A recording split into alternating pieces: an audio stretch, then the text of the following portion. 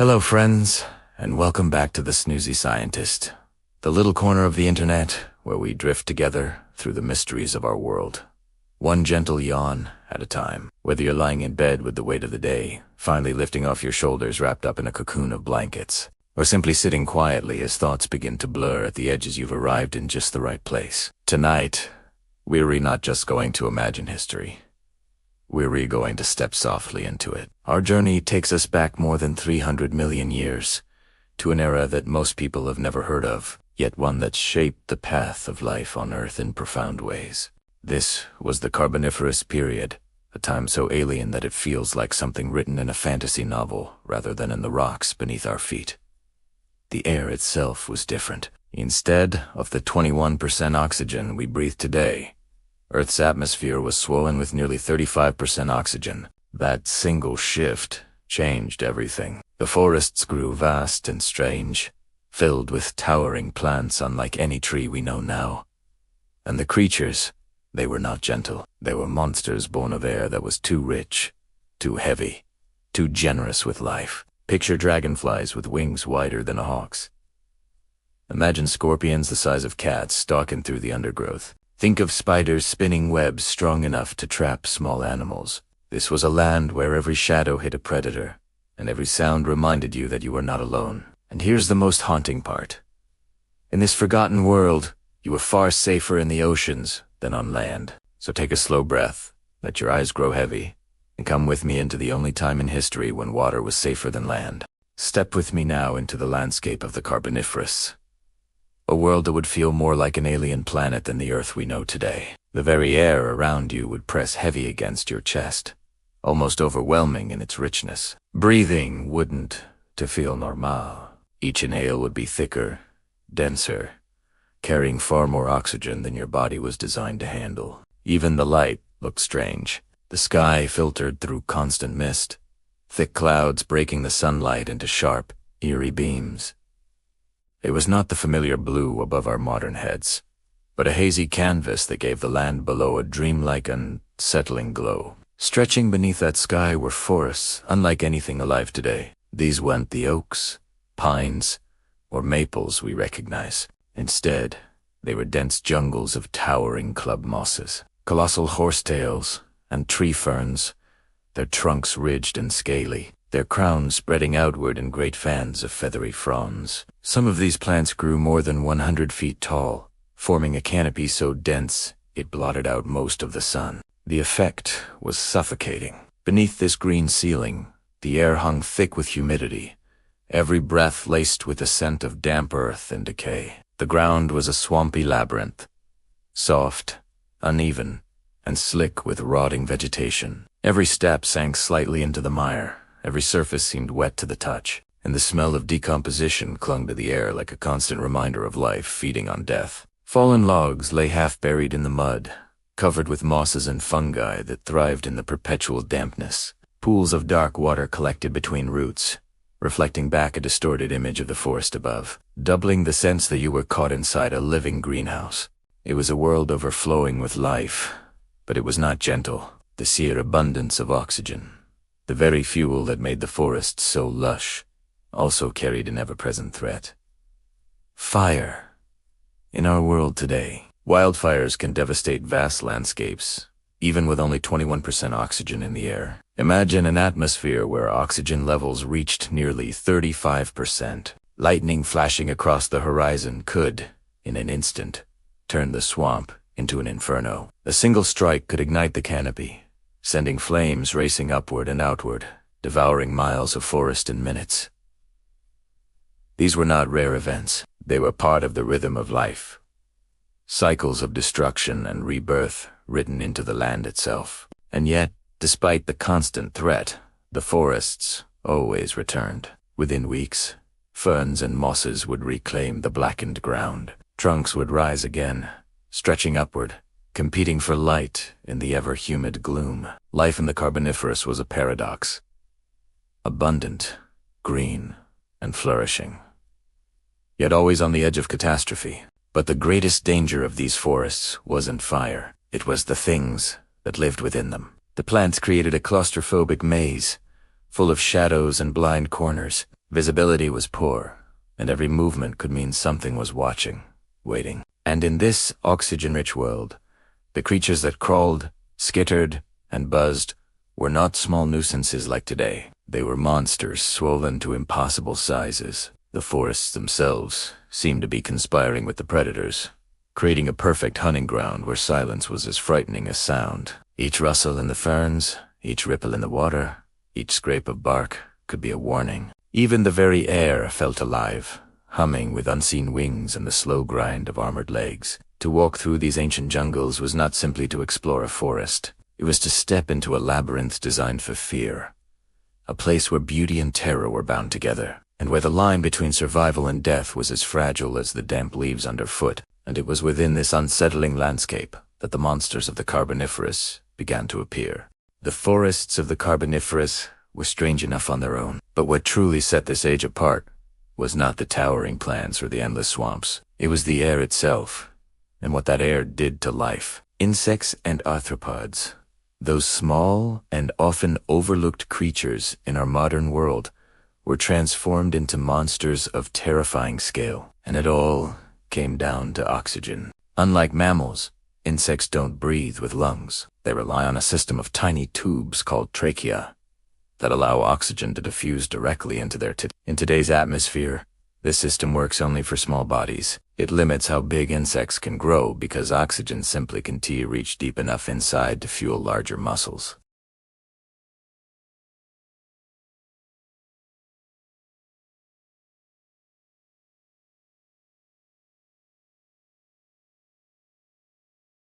But in the Carboniferous, its ancestor Meganeura spread wings nearly 3 feet across, the size of a hawk, with eyes that saw in near panoramic vision and spiny legs that snapped prey out of the air like a living net. It ruled the skies as a hunter of terrifying skill. On the forest floor, the changes were even more unsettling. Arthropods that would normally fit in the palm of your hand stretched into giants. Millipedes, like the formidable grew longer than a grown human, their armored bodies sliding across the damp ground with the endless scraping of dozens upon dozens of legs. Their sheer size turned the undergrowth into a living conveyor of armored movement, the sound of their passing echoing like a warning in the swamp.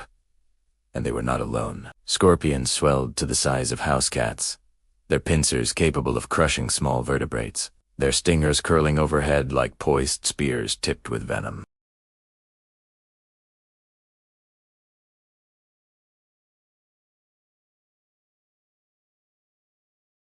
For the first vertebrates struggling to crawl onto land, the experience must have been overwhelming. Imagine being one of those fragile pioneers, soft-bodied, clumsy, still tied to the water, and stepping onto soil only to find it crawling with predators many times your size. The air that should have been a gift, abundant and full of energy, had instead turned into a weapon. It had armed your enemies, breeding a host of creatures that seemed to come straight from nightmares, and evolution wasted no time. With each new generation, the insects grew larger and more efficient at using the oxygen-soaked air. Wings beat stronger. Mandibles grew sharper. Reflexes quickened. What began as opportunity became an arms race. A contest of size and strength where the winners filled the skies in shadows, and the losers became their prey. To us, these giants are almost impossible to imagine without thinking of science fiction. But for millions of years, they were simply the reality of Earth. A reality where buzzing wings could darken the canopy, where armored bodies shifted the forest floor, and where silence itself was a warning that something monstrous was waiting nearby. The Carboniferous was not simply a lush swamp filled with plants. It was a world of predators, born not from myth, but from the chemistry of the air itself.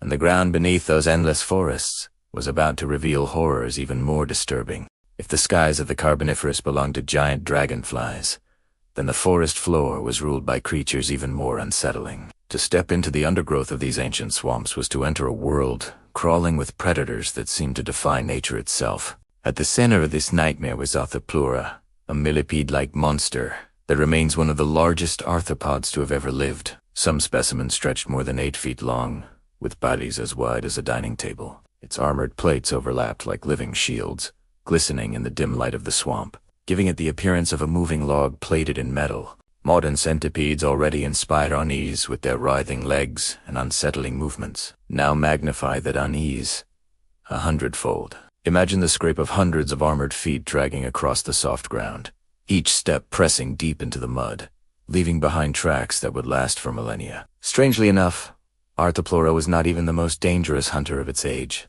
Despite its terrifying size, it may have been primarily a detritivore, feeding on rotting plant matter as it slid like a slow, unstoppable shadow through the swamp. But knowing it was not a predator does little to soften the primal horror of imagining such a creature sliding silently past you in the half-light.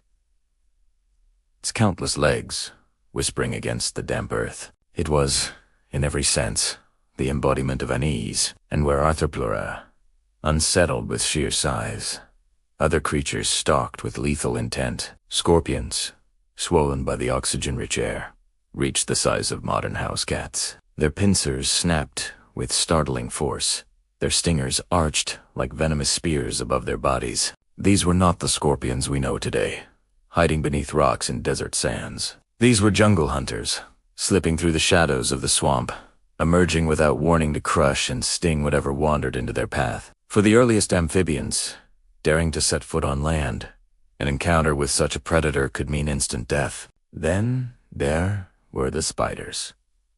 Forget the tiny, harmless garden spiders of our modern world. In the Carboniferous, spiders spun webs across entire tree trunks, their sticky strands shimmering in the humid air, strong enough to trap small vertebrates. Step carelessly into the wrong corner of the forest, and you might feel the sudden tug of silk across your face or arm.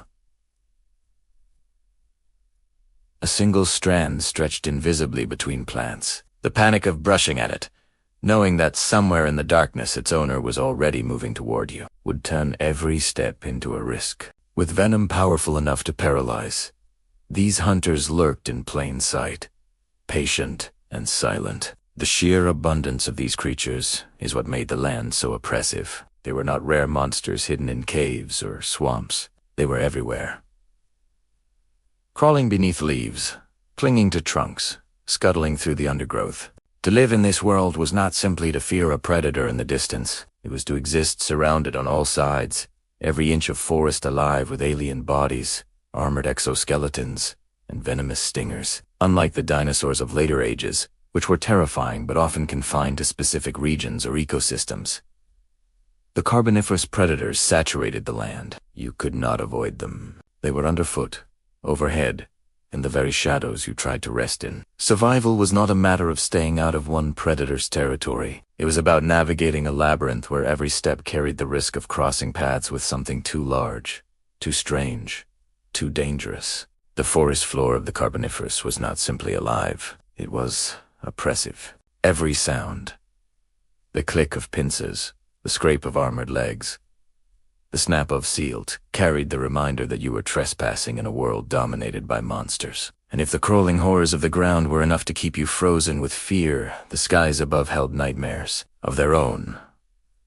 Predators with wings wide as birds whose hum filled the air with the sound of an approaching doom. If the forest floor of the Carboniferous felt like a maze of armored horrors, the skies above offered no refuge. To look upward was not to escape, but to trade one set of dangers for another. The air itself belonged to hunters of astonishing size and precision, and none was more fearsome than the dragonfly known as Meganeura. Imagine a dragonfly nearly the size of a hawk, its wings stretching almost 3 feet across. Where modern dragonflies hum softly, Meganeura's flight must have been thunderous. A deep, mechanical buzz that tore through the humid air like fabric ripping in the wind. Every beat of its wings vibrated across the swamp, sending shivers through the creatures below. The sound alone was a warning. Somewhere above, a predator was circling. Meganeura was not simply large. It was perfectly built for the hunt. Its compound eyes, each made up of thousands of lenses, granted it panoramic vision. It could detect the faintest flicker of movement, whether from another insect or a small amphibian daring to leave the safety of water. Once it locked onto a target, escape was nearly impossible. With terrifying precision, its spiny legs snapped shut midair, forming a living cage that trapped its prey instantly. From there, the dragonfly carried its victim to a perch, feeding with a patience that belied its violent skill. For the small creatures of the Carboniferous, the skies were a constant gamble. To rise above the swamp, to leap or flutter, even for a moment, was to risk being spotted by those enormous eyes, a shadow sweeping across your path, the sudden hum of massive wings, the rush of air overhead. These were the last sensations many small animals ever experienced. But Meganeura was not alone in the skies. The entire atmosphere of the Carboniferous was alive with sound. The deep buzz of giant dragonflies, the clicking of beetles with jaws strong enough to shear leaves, the droning hum of swarms moving like living clouds. It was a soundscape of fear, where noise itself was both a warning and a trap. And silence. Silence was worse. In a forest so saturated with life, quiet did not mean safety. It meant something larger had arrived, and everything else had gone still to avoid detection. For the early amphibians struggling to adapt to life on land, this meant every moment was one of tension. The sound of wings overhead could paralyze you with dread, but the absence of sound was even more terrifying. The dominance of Meganeura and its airborne kin was only possible because of the oxygen-rich air. In our world today, a dragonfly that size could not lift its own weight. Its wings would fail, its muscles would burn out. But in the Carboniferous, with oxygen fueling every beat, these creatures could hover effortlessly, dart forward with sudden bursts of speed, and glide with an elegance that belied their bulk. They were not clumsy giants. They were aerial predators, perfected by chemistry itself. To us, dragonflies are often symbols of calm, admired as they skim across ponds on summer afternoons. But Meganeura was no delicate ornament of nature. It was a sky lord, a terror with wings, a predator whose presence turned the canopy into a hunting ground. The forest floor may have been crawling with dangers, but the skies above offered no relief. They vibrated with the sound of wings, a constant reminder that survival on land meant watching not only where you placed your feet, but what shadows passed overhead. And yet, as dreadful as the skies could be, they were not the worst part of the Carboniferous world. For hidden among the trees and shadows, hunters even more disturbing waited patiently in silence, weaving traps across the very paths he walked. The skies of the Carboniferous may have thrummed with the heavy wings of dragonflies the size of hawks, but the deepest terror was spun across the forest floor. In the damp shadows beneath towering ferns and colossal club mosses, another predator ruled with patience and silence. The spider. These were not the harmless garden spiders of today, barely noticed as they string delicate webs between branches. The spiders of the Carboniferous were giants, building snares strong enough to catch more than insects. Their webs stretched across tree trunks, glistening faintly in the humid air like vast, sticky tapestries of death.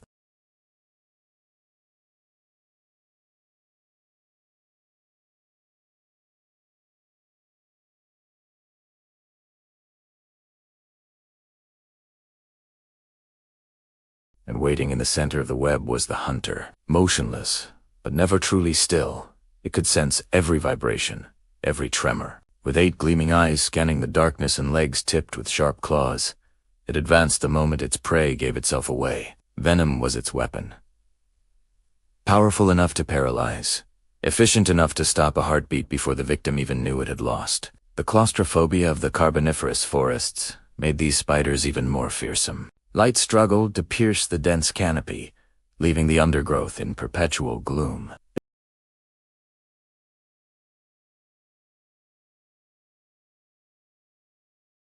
To walk through such a place was to invite panic at any moment.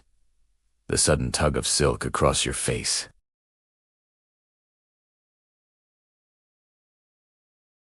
Some spiders lurked in burrows, hiding just beneath the damp soil. They would leap out at the faintest vibration, dragging prey into the earth with startling speed. Others roamed freely across bark and leaves, their bodies blending with the textures of the forest. Everywhere, it seemed, there was the feeling of being watched, by eyes adapted perfectly for the dark. Even for us today, spiders trigger an instinctive unease. Their quick, jerky movements, their multiple eyes, their alien patience, all stir something deep inside our minds. Now magnify that unease to a time when spiders grew as large as dinner plates, when their silk spanned entire tree trunks, when their venom was potent enough to subdue vertebrates. The instincts we carry are echoes of those times, reminders of a world when fear of spiders was not irrational, but necessary for survival. The Carboniferous was unique, not because it had predators, but because it had predators everywhere.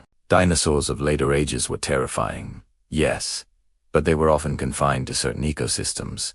Their presence a danger only if you wandered into their territory. The spiders and arthropods of this earlier world were different. They were not distant shadows. They were immediate, intimate, woven into every inch of the land. To live in these forests was to exist in a constant state of alertness. Above, wings buzzed. Around you, armored legs scraped across bark. Ahead, silk glistened in the mist. Silence meant danger. Noise meant danger. The forest offered no refuge. Every breath you took carried not only the smell of rotting vegetation, but also the memory of webs, claws, and venom waiting somewhere nearby. This was the paradox of the Carboniferous. The land was bursting with life, but life here was suffocating. The abundance of oxygen that gave rise to towering plants and monstrous insects had also transformed the forest into a labyrinth of traps. For the earliest amphibians, inching out of the swamps, survival meant learning to move carefully, to listen constantly, and to fear every shadow. The forests of this age were not just ecosystems. They were arenas of fear, designed not for comfort, but for constant contests. And yet, despite the horror, some creatures continued their bold gamble, leaving behind the relative safety of water and stepping ever deeper into this nightmare of silk, shadow, and skittering legs. For millions of years, life had thrived safely in the water. The swamps and rivers of the Carboniferous teemed with fish, armored oddities, and primitive sharks. Beneath the surface, there was danger. Yes, but it was danger you could see. Danger that came one predator at a time. The land, however, offered something else.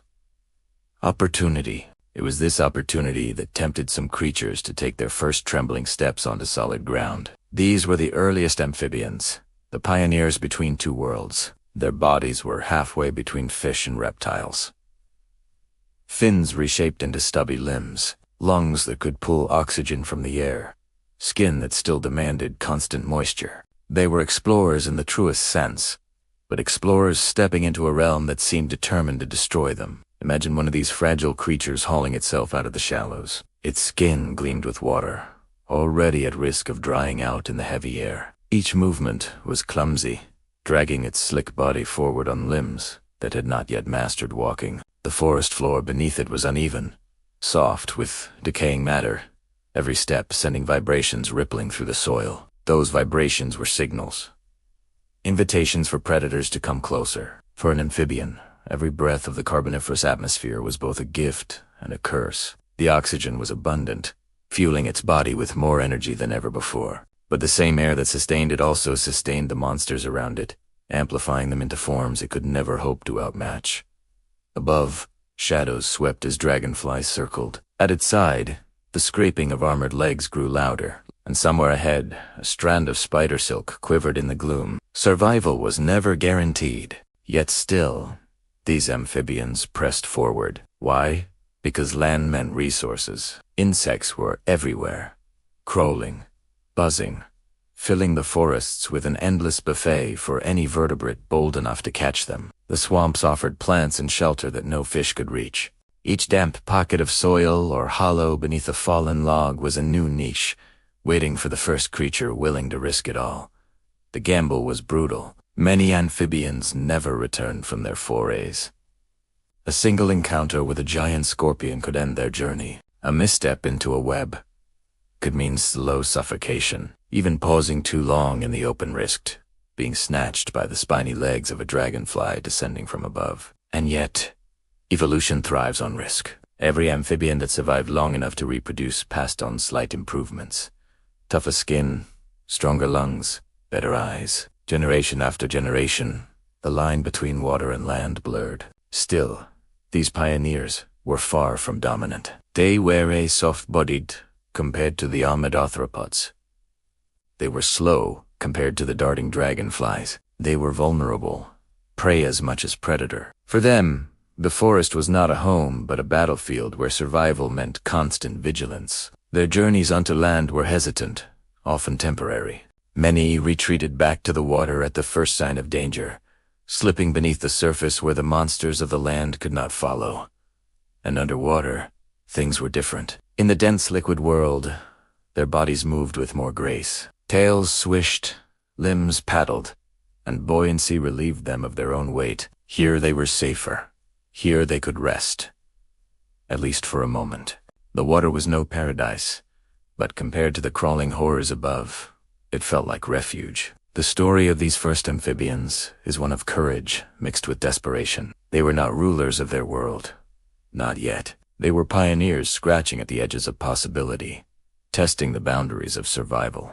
Every step onto land was a gamble, and every retreat into water was a reminder that the future they were chasing was still far from secure. But from these fragile steps, the great tale of life on land began, and though many of them perished in the attempt, their descendants would one day reshape the balance of power forever. The story of the Carboniferous is often told through its forests, those claustrophobic jungles where predators lurked in every shadow. But to truly understand why life ventured onto land so cautiously, you have to look at the contrast between land and water. For all its dangers, the water remained a sanctuary, a world where the rules of survival were far less overwhelming. One of the most important reasons was simple physics. On land, oxygen levels soared, supercharging insects and arthropods to monstrous sizes. The tracheal system that limits insects today was suddenly capable of fueling creatures as long as a human, with wingspans wider than a bird of prey. But underwater,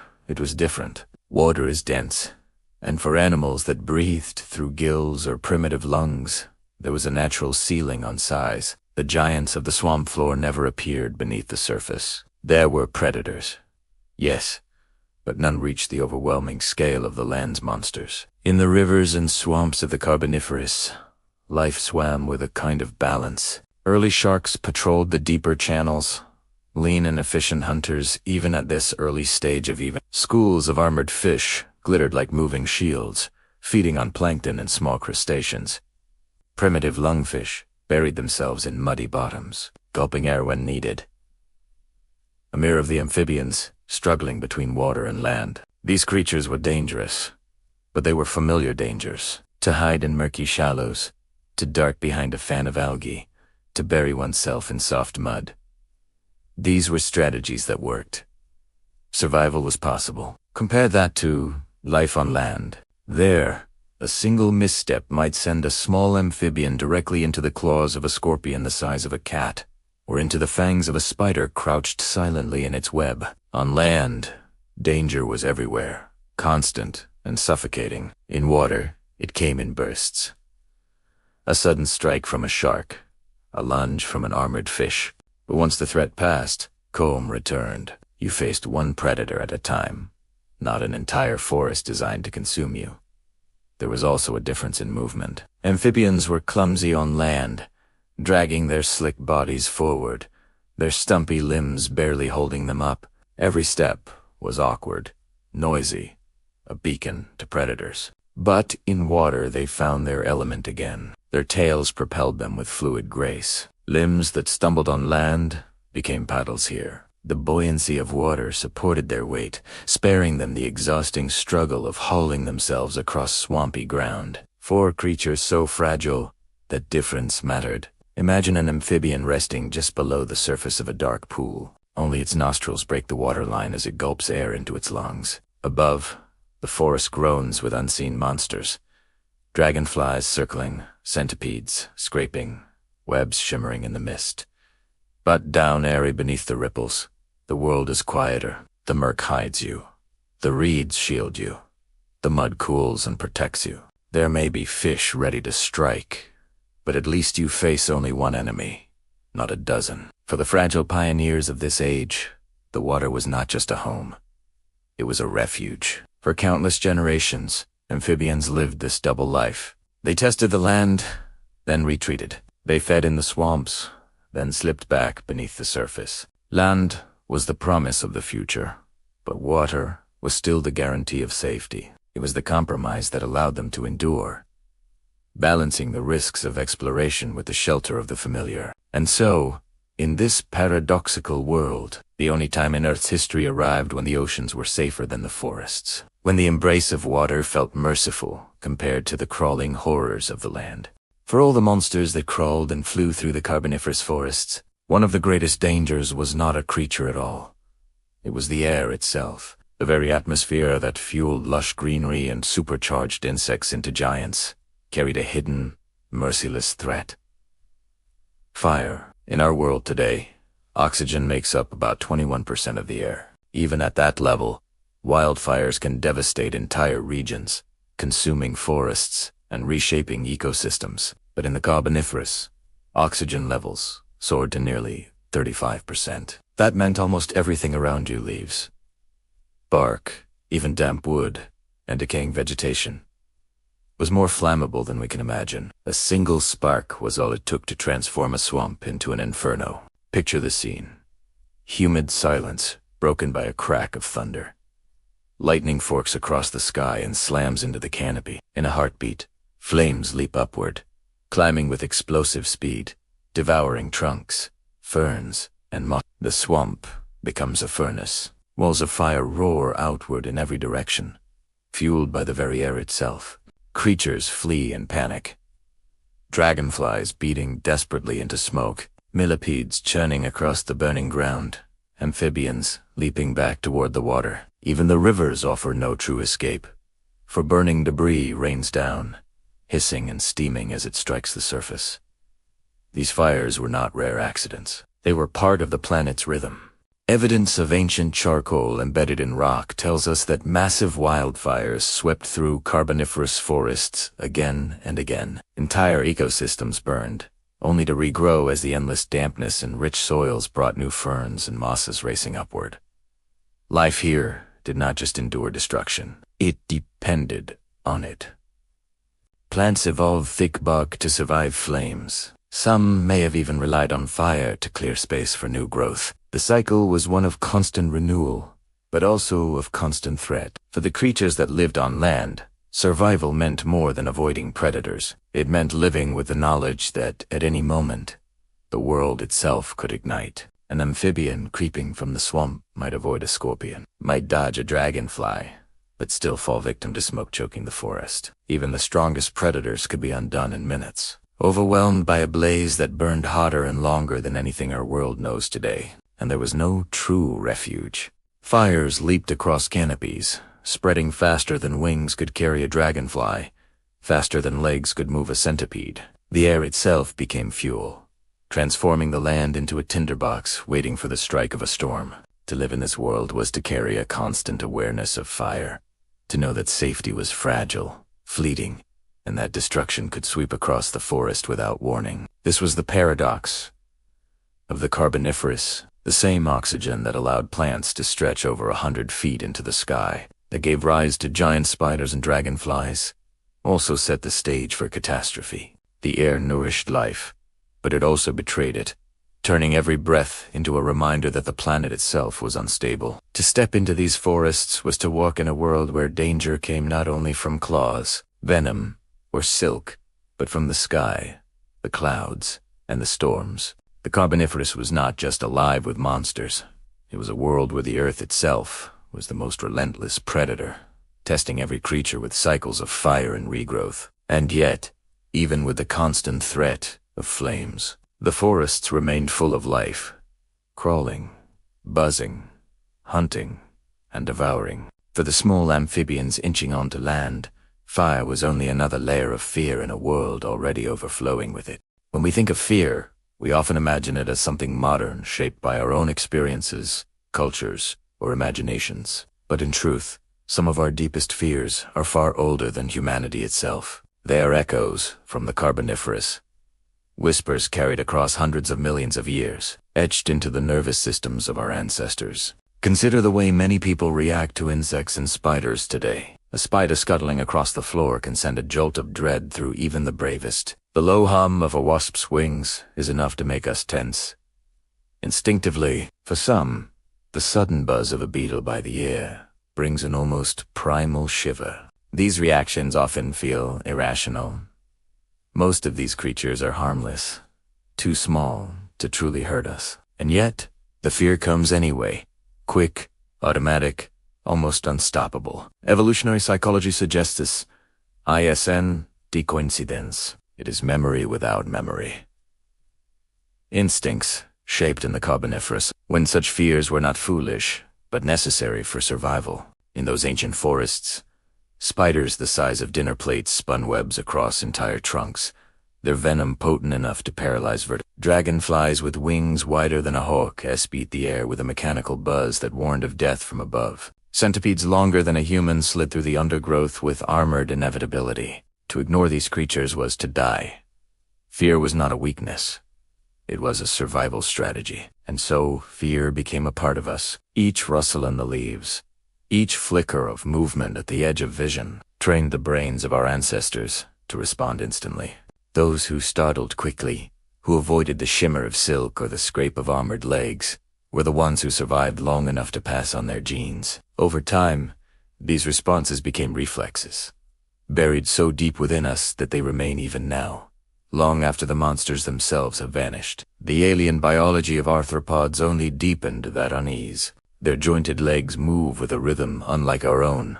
Their multifaceted eyes reflect light in strange patterns. Their bodies are armored in exoskeletons that crunch when broken. They are, in almost every way, unlike us. Humans are more comfortable with creatures that resemble us, at least slightly. Mammals, birds, even reptiles. But arthropods defy prediction. Their movements are alien, their forms unsettling, their weapons silent. In the Carboniferous, when those forms were magnified to impossible sizes, the discomfort became terror.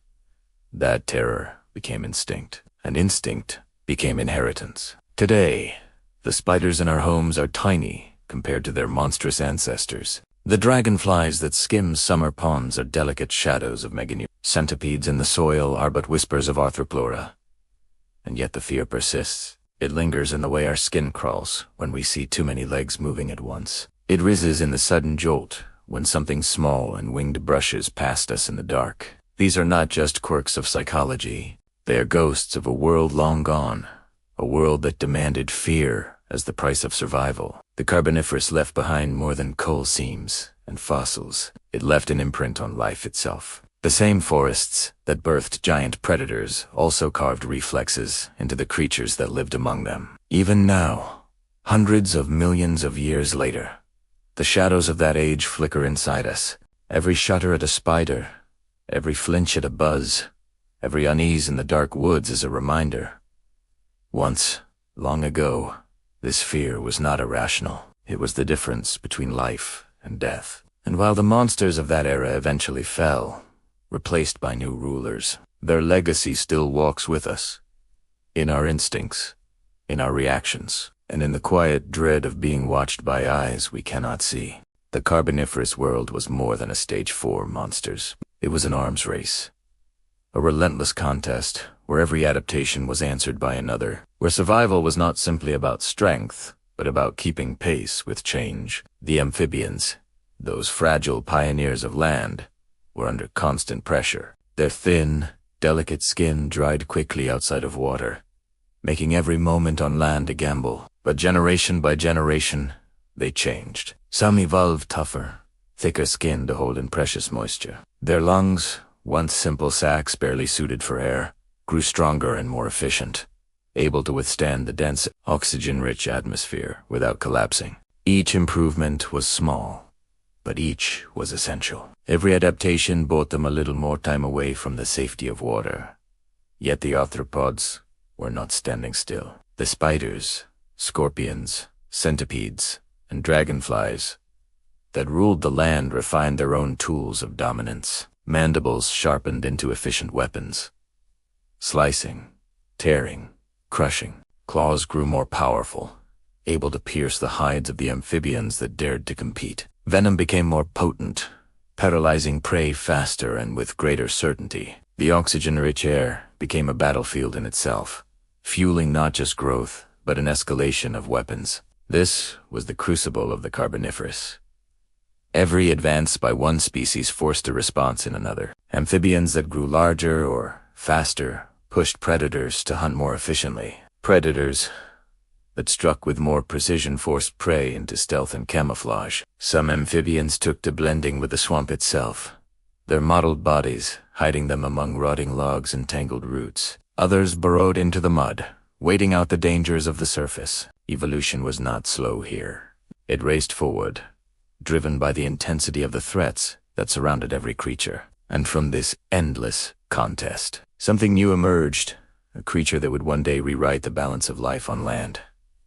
The first reptiles. At first, they were small, unassuming things, no larger than modern lizards, but within their fragile bodies lay two revolutionary adaptations. The first was skin-sealed and scales, tougher and less porous than that of amphibians. This allowed reptiles to wander farther from water without fear of drying out. The second was the amniotic egg, a self-contained cradle of life with its own food supply and protective shell. For amphibians, reproduction chained them to ponds and swamps.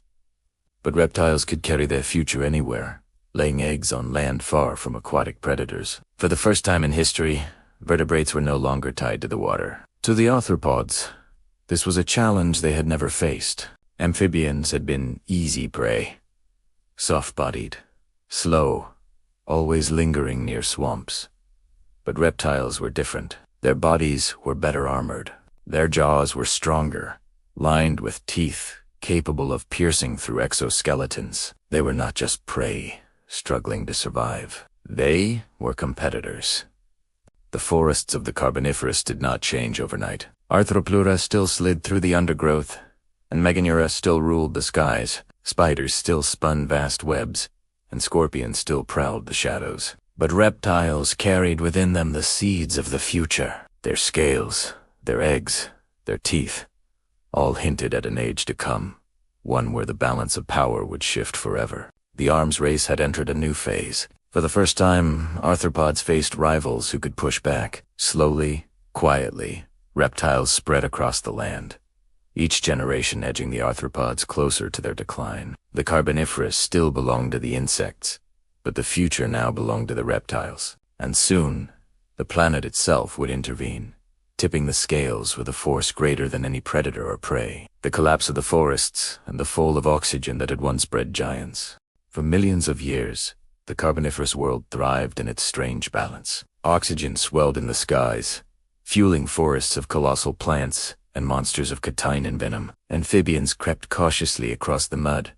Reptiles sharpened their tools for survival, and arthropods ruled as giants. But no golden age lasts forever. The same atmosphere that had once given life its abundance would eventually bring about its decline. The collapse began slowly, almost invisibly, written first in the shifting climate. For ages, the equatorial swamps had stretched across vast regions, dense with ferns, horsetails, and towering club mosses. Their growth had pumped oxygen into the atmosphere at levels Earth had never seen before. But the climate began to change. Continental drift pulled the great landmasses closer together, reshaping weather patterns. The humid, endless wetlands that had fueled so much life began to shrink. As swamps dried, forests fell. The endless green labyrinth that had once covered the land began to fragment, leaving behind isolated patches of vegetation surrounded by drier terrain. Plants that once thrived in permanent dampness withered in the new climate.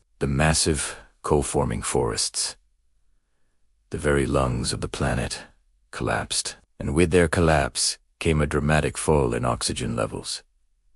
From nearly 35%, the air's oxygen dropped closer to the 21% we breathe today. For creatures that had grown monstrous in the abundance of oxygen, this was a death sentence. The tracheal system of arthropods, once supercharged, now became a prison. Giants like Arthropleura could no longer draw enough oxygen to fuel their enormous bodies. Meganeura, once the undisputed master of the skies, found its great wings too heavy in the thinner air. One by one, the titans of the Carboniferous vanished, unable to survive in a world that no longer supported them. But while the arthropods faltered, the reptiles endured. Their lungs were stronger, more efficient than the simple tracheal systems of insects. Their scaly skin protected them from the drying climate. Their amniotic eggs freed them from the vanishing swamps.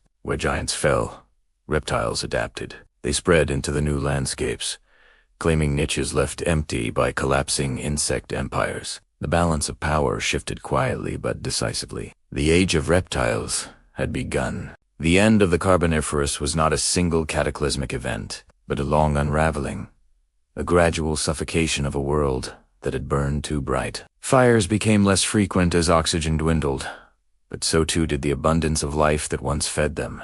The forests shrank, the air thinned, and the monstrous arthropods that had defined the era passed into memory, their fossils the only whispers of their reign. For the first amphibians, the collapse was brutal. Many species, bound to the swamps that were disappearing, followed them into extinction. Yet others survived in smaller numbers, clinging to waterways and wetter climates. The reptiles, however, thrived. Their independence from water meant they could march forward into the drier world, filling the spaces left behind by fallen giants. Evolution had chosen its survivors, and so the Carboniferous ended not with a bang, but with a long, suffocating breath. The forests that had built the coal seams we dig from today turned to ash and peat. The air that once made giants possible returned to balance.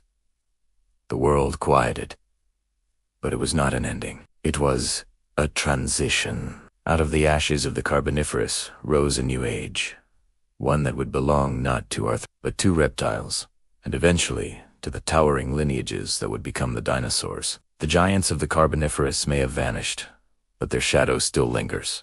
In every shiver of fear at a spider, in every instinctive flinch at the buzz of wings, we remember a time when the land itself belonged to monsters. And so, the Carboniferous period faded into history, not with the sudden violence of an asteroid strike, but with the slow, suffocating shift of climate and atmosphere. The swamps dried, the forests shrank. Oxygen levels fell back toward balance. The tie-ins of the insect world vanished, their reign over land undone not by predators, but by the invisible air that had once empowered them. Yet the legacy of this time endures. It lingers in the fossil seams of coal that still power much of our modern world. Blackened remnants of forests that grew, burned, and collapsed 300 million years ago. Every spark of electricity from coal, every flame fueled by it, is a whisper from the Carboniferous, energy stored when the earth was young and wild. Ignorance, that energy reshapes the planet still, proof that the past is never truly gone. It lingers, too, in the very architecture of life. The amphibians, who risked everything to crawl onto land, gave rise to reptiles, who in turn would become the dinosaurs, the birds, and eventually the mammals. Every breath we take is part of their inheritance. We are here because they dared to leave the safety of the water and face a world ruled by monsters. Their courage, or perhaps their desperation, is the root of our existence, and it lingers in us in ways we rarely acknowledge. Our shudders at spiders, our instinctive unease at buzzing wings, our skin crawling at the sight of too many legs.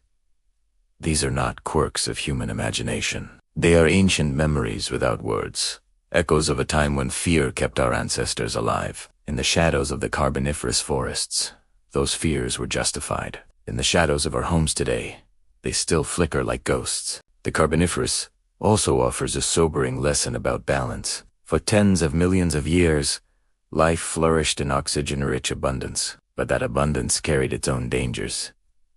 Forests that burned like torches, creatures swollen to monstrous scale, ecosystems primed for collapse. When the balance shifted, it did not matter how dominant a species had once been. The mighty Arthropleura, the dragonfly kings, the scorpions of impossible size, all vanished because the world changed faster than they could adapt. Survival is never about dominance alone. It is about flexibility, about resilience, about the ability to endure change. That lesson feels strikingly relevant today. We, too, live in an age of imbalance, one shaped not by oxygen, but by carbon. Our atmosphere is shifting again, and with it, our climate. Species rise and fall, not over millions of years, but within the span of centuries. The Carboniferous reminds us that the atmosphere is not just background. It is the engine of life itself.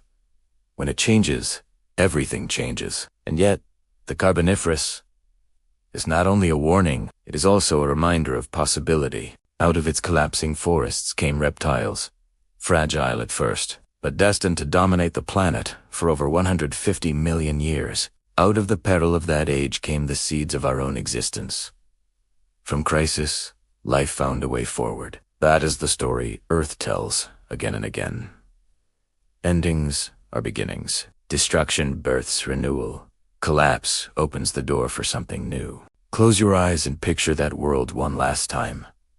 The swamp steaming in the mist, the scrape of countless armored legs in the undergrowth, the thunderous hum of wings overhead, the shimmer of webs catching the faint light. It was a world of beauty and horror, abundance and fear. A world where the air itself could both nourish and betray. A world where water was safety and land was terror. The Carboniferous has passed, but its echoes remain in coal, in our fears, in our very breath. It was the only time in history when water was safer than land. A time of monsters born not of myth, but of air. And though its forests have long since turned to stone, the lessons they left behind are still alive, waiting for us to listen.